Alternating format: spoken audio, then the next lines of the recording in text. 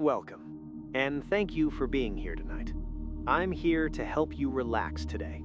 I know many of you use these videos to fall asleep, so before you drift off, please like the video and subscribe to the channel. And let us know where you're watching from and the time you're watching this video. Okay, imagine stealing so much money in one morning that it instantly becomes one of the most infamous robberies in American history. Now imagine almost getting away with it. This is the story of the Brinks robbery. And trust me, this one has everything. Disguises, inside planning, stolen trucks, frozen streets, a mountain of cash, and a mystery that took years to unravel. So grab something to drink, get comfortable, and let's go back to Boston, January 17th, 1950. It's freezing, like the kind of cold that bites through your coat and makes the streets shine under streetlights. Downtown Boston is winding down for the night. Shops are closing, streetcars are rattling home, and inside a brick building on Prince Street sits the Brinks Armored Car Depot. Now, if you've never heard of them, Brinks was, and still is, one of the biggest armored transport companies in the world. They moved cash for banks, businesses, payrolls, everything. Every night, money from all over the city came back to this building before being sorted and redistributed. And that's exactly why it became the target. But here's where it gets crazy. This robbery wasn't rushed, it wasn't spontaneous, it wasn't some random gang deciding to hit it big. This was planned for almost 6 years. 6 years. The mastermind behind it all? A small-time Boston criminal named Joseph Big Joe McGinnis. Not a mob boss, not some Hollywood genius, just a guy obsessed with the idea of the perfect crime. He believed one thing: if you plan long enough, you don't get caught. And so he started building a team. Not loud guys, not reckless guys. He picked men he trusted, guys who wouldn't panic, guys who could keep quiet. Over time, he recruited 10 other men, 11 in total. And what they were planning was bold. They weren't going to rob an armored truck on the street, too risky. They weren't going to hit a bank during the day, too chaotic. No, they were going to walk straight into the Brinks Depot itself at night when the cash was stacked inside and walk out with everything. But here's where it gets crazy. They kept postponing it again and again and again. Why? Because if even one tiny detail didn't feel perfect, they delayed. A security upgrade? Delay. A new employee? Delay. Police patrol pattern changed? Delay. One of the guys nervous? Delay. Years passed like this. Some members left, new ones joined. They studied the building, they watched routines, they noted shift changes. They even measured door frames to make sure their disguises wouldn't snag when they ran. That's how deep this went. By late 1949, the group believed they were ready. They had blueprints, they knew the guard routines, they knew when the money shipments peaked. January was heavy with post-holiday cash flow, businesses depositing earnings, payroll money moving around. It was perfect. January 17th, 1950, they made their move. Just after 7 p.m., 7 masked men approached the building. They were dressed like workers, navy pea coats, chauffeur caps, Halloween-style masks. One man carried a bag of rope, another had a toy gun painted black. Yes, a toy gun. They believed, and correctly, that surprise and fear would do most of the work. They buzzed the entrance. Inside, 5 Brinks employees were sorting money. The door opened, and suddenly, chaos. The masked men rushed in. Don't move. They tied up the employees quickly and efficiently. No shouting, no unnecessary violence. One of the robbers stood guard. The rest moved with shocking calm. They knew exactly where the money was. Canvas bags, bundles of bills, coins. In just 20 minutes, they loaded $1.2 million into waiting vehicles. In 1950, that's enormous. Today, that's well over $15 million. At the time, it was the largest cash robbery in American history, and they didn't fire a single shot. They were in and out in under half an hour. The employees were left tied up, but unharmed. When police arrived, they were stunned. No fingerprints, no obvious clues, just rope and confusion. The newspapers exploded. Perfect crime in Boston. Brinks bandits vanish with millions. The public was fascinated. The FBI was furious. And here's where things start to unravel, slowly, because planning for 6 years doesn't prepare you for one thing: human nature. The gang had agreed to one rule: nobody spends the money right away. Lay low, wait, let the heat die down. Most of them followed that rule, but not all. One member began making suspicious purchases. Another got sloppy with associates. Tensions built inside the group. They had split the money, roughly $100,000 each, but paranoia started creeping in. What if someone talks? What if someone gets arrested for something unrelated? What if someone gets greedy? And that fear was justified.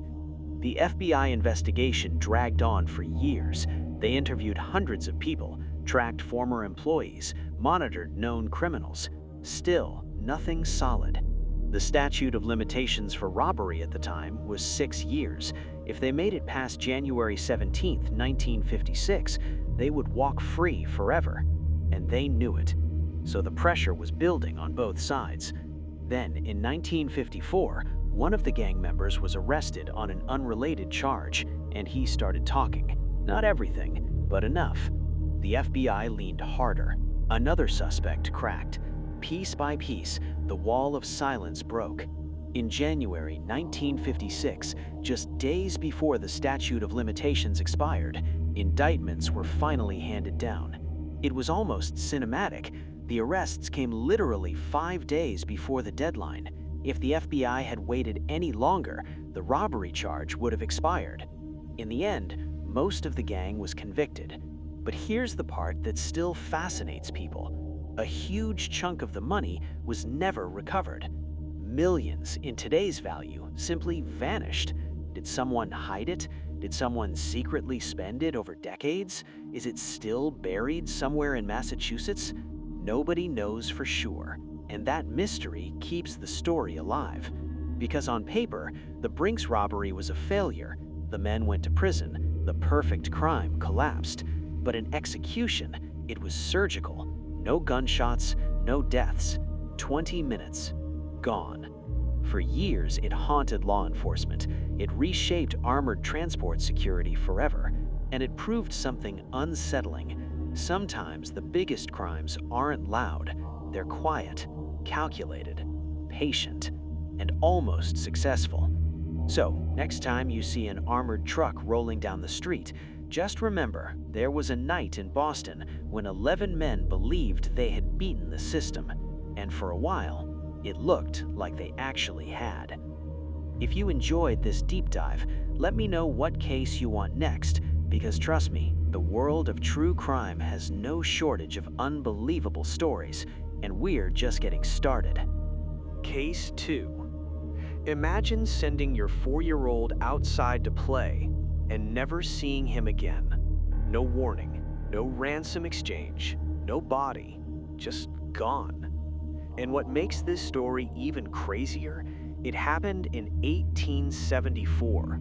No DNA, no CCTV, no FBI task forces, just handwritten ransom letters and a father willing to give up everything.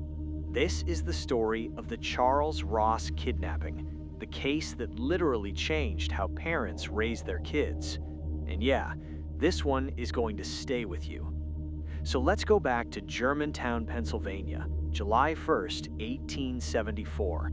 It's a warm summer afternoon, quiet streets, kids playing outside like it's any normal day.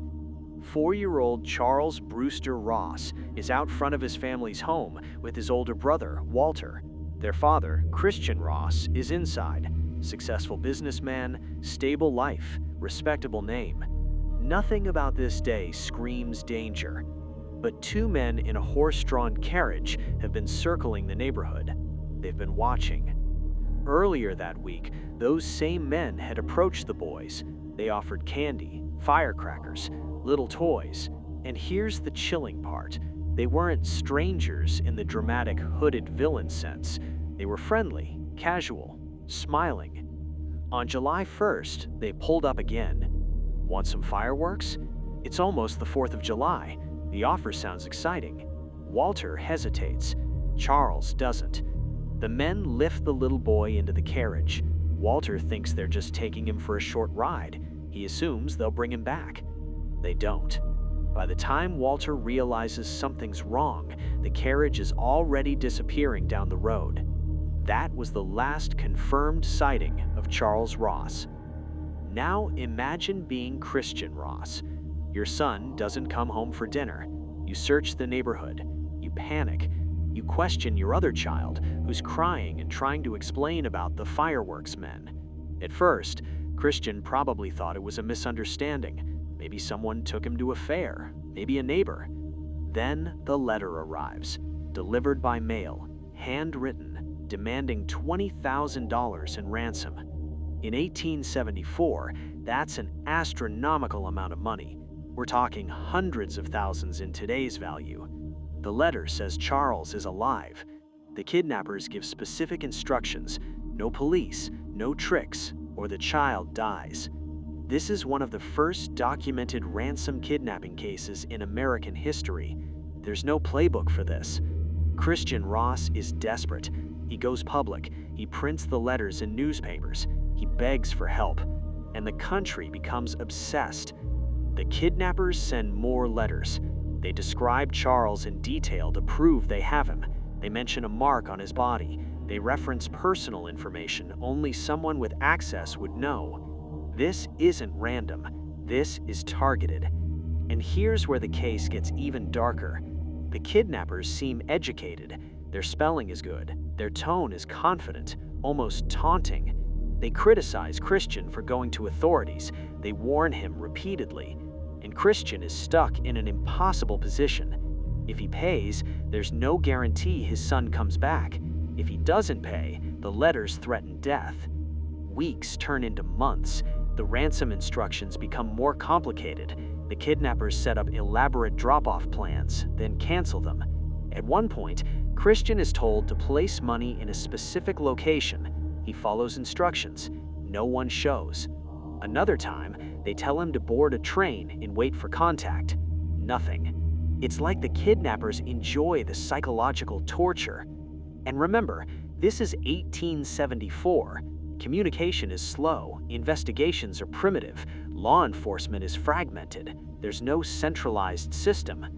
Then, in December 1874, something explosive happens. Two men attempt to break into a house in Brooklyn, New York. The homeowner fires a gun. One of the intruders dies instantly. The other is mortally wounded but alive long enough to speak. And guess what he confesses? He says he knows about the kidnapping of Charles Ross.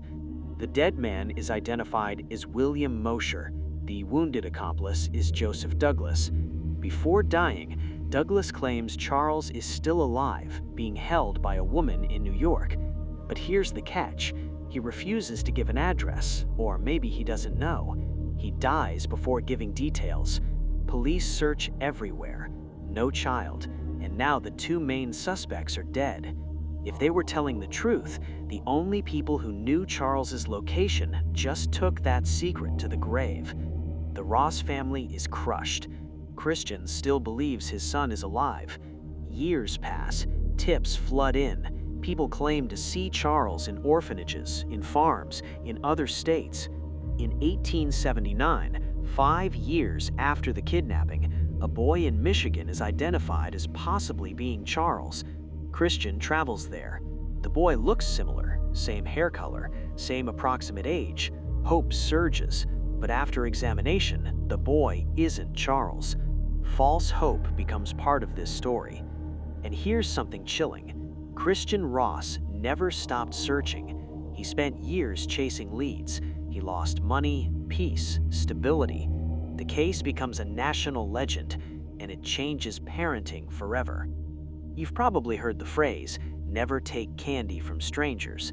That warning, it traces directly back to this case. Before Charles Ross, children playing freely in the streets was normal. After Charles Ross, fear entered American parenting culture. But let's pause for a second. What really happened? There were a few major theories. Theory 1, Mosher and Douglas acted alone. They kidnapped Charles, hid him somewhere, and after their deaths, whoever was watching him panicked and the child died quietly. Theory 2, there were more accomplices. The ransom letters were too organized, too calculated. Some believe a larger network was involved.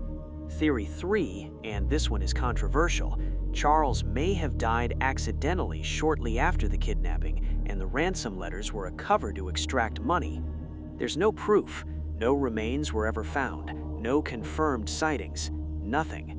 Christian Ross died in 1897, still believing his son might return.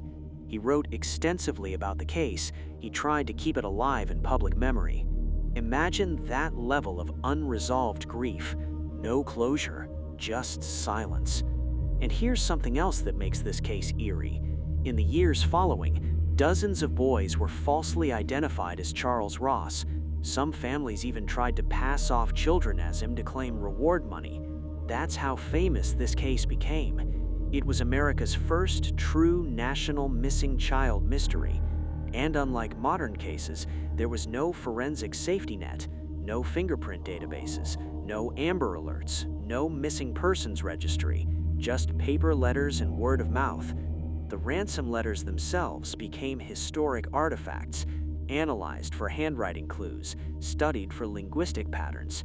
Some experts believe the writer had a background in business or education. Others thought it was deliberate misdirection. Even today, historians debate whether Mosher and Douglas truly acted alone, because if they didn't, then someone else knew and stayed silent. Think about how bold this crime was in 1874, kidnapping a wealthy businessman's child in broad daylight, sending ransom demands through the postal service, taunting the father, and then disappearing without a trace.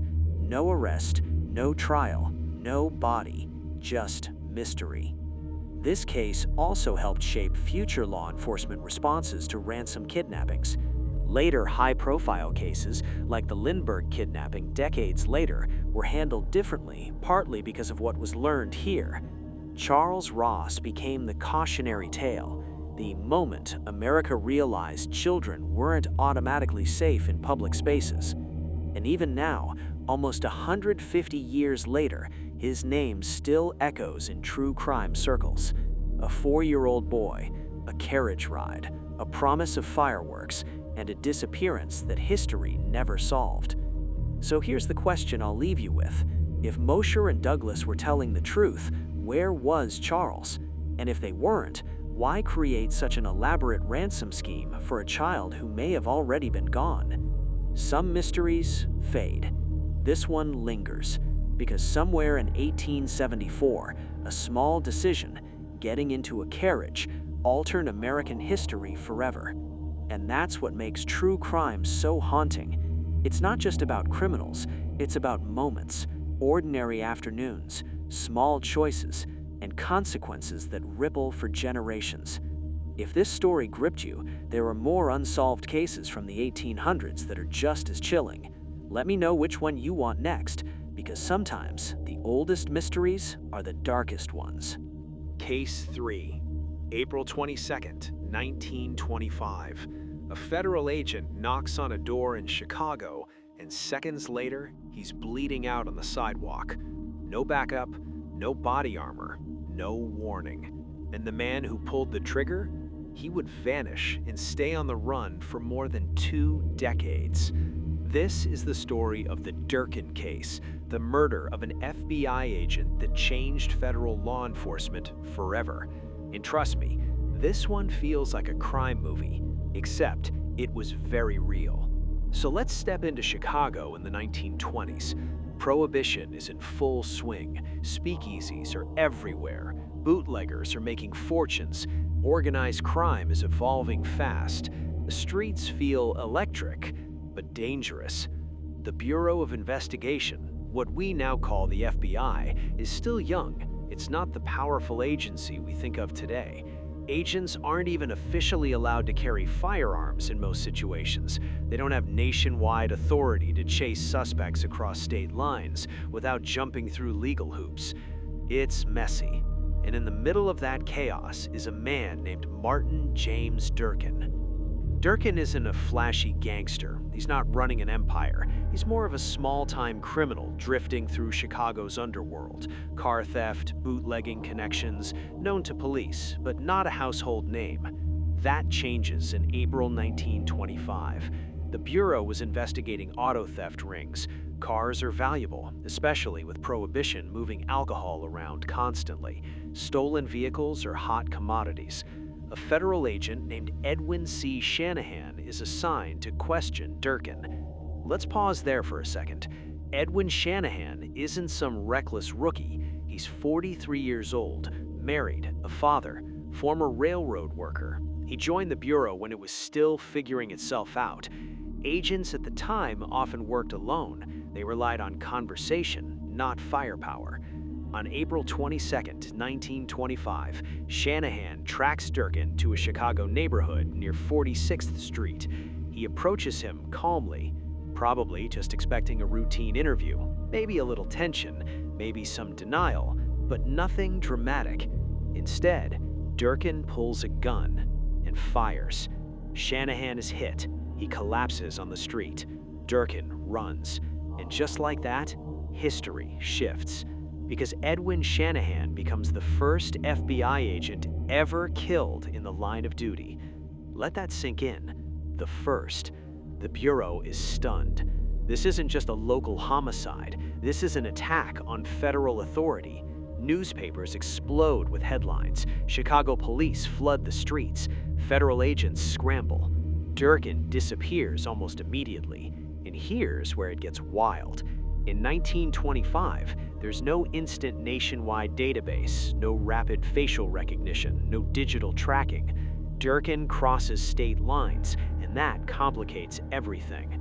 At that time, the Bureau's authority to pursue suspects across states was limited and clunky. They had to coordinate carefully with local law enforcement. Jurisdiction mattered a lot. Durkin exploits that. He moves. Illinois, Wisconsin, Minnesota, possibly even further. He uses aliases, changes appearances, takes odd jobs, keeps moving. Months turn into years. Meanwhile, inside the Bureau, something shifts. The murder of Shanahan becomes a rallying point.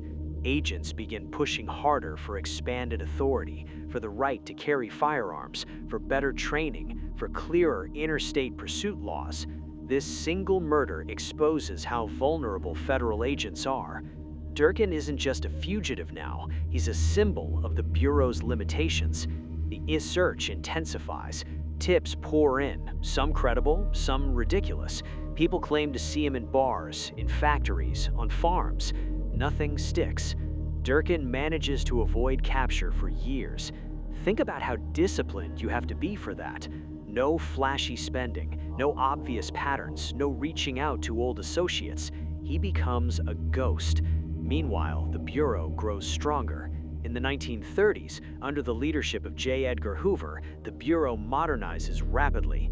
Agents receive better training, scientific crime labs emerge, firearms become standard issue, and although Durkin committed his crime in the 1920s, the hunt continues into the next decade.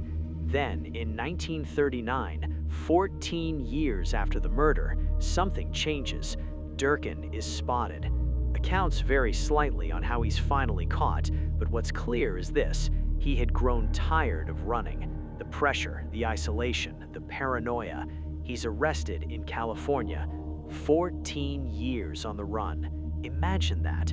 14 years of constantly looking over your shoulder. When he's brought back to face justice, the case is still fresh in federal memory. He's tried, convicted, and sentenced to 35 years in prison. Now here's something that might surprise you. He doesn't die behind bars.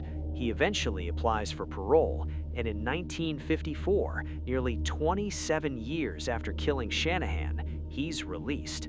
Yes, released. That decision was controversial. Some argued he had served enough time.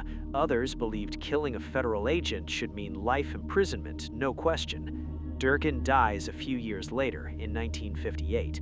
But the real legacy of this case isn't just about him, it's about what changed. After Shanahan's murder, the Bureau began aggressively pursuing expanded authority. Agents were formally authorized to carry firearms. Jurisdiction laws evolved. Interstate crime pursuit became more streamlined. In many ways, the modern FBI, armed, national, centralized, was shaped by moments like this. Shanahan's death wasn't just a tragedy, it was a turning point. And here's something that makes this story even heavier. For years, Shanahan's family lived knowing the man who killed their husband and father was out there somewhere, free, moving around the country. That kind of uncertainty weighs on people, and yet his name doesn't come up often in true crime conversations. When we think of the FBI's fallen agents, we usually think of later, more dramatic shootouts in the 1930s, gangsters like Dillinger or Pretty Boy Floyd. But before all that, there was Shanahan. A quiet approach, a conversation that never got to happen, a gunshot on a Chicago street, and a fugitive who ran for 14 years. This case feels different from flashy mob stories. It's not about a glamorous mob boss. It's about vulnerability, about how institutions learn the hard way, about how one bullet can force an entire agency to evolve. And there's something chilling about how quickly it happened. One moment, routine questioning. Next moment, history. If Durkin hadn't pulled that trigger, would the Bureau have modernized as quickly? Would agents have been armed sooner? Would federal law enforcement look different today? It's impossible to know, but what we do know is this. April 22nd, 1925 changed the Bureau forever. And it started with one man deciding he wasn't going back to jail. So next time you watch a crime documentary and see federal agents moving with confidence, armed, coordinated, crossing state lines without hesitation, remember that it wasn't always that way. There was a time when agents knocked on doors alone, unarmed, trusting the badge to protect them, and one of them paid the ultimate price. If you want more deep dives into the cases that shaped modern law enforcement, let me know. Because sometimes the most important stories aren't the loudest ones. They're the ones that quietly changed everything.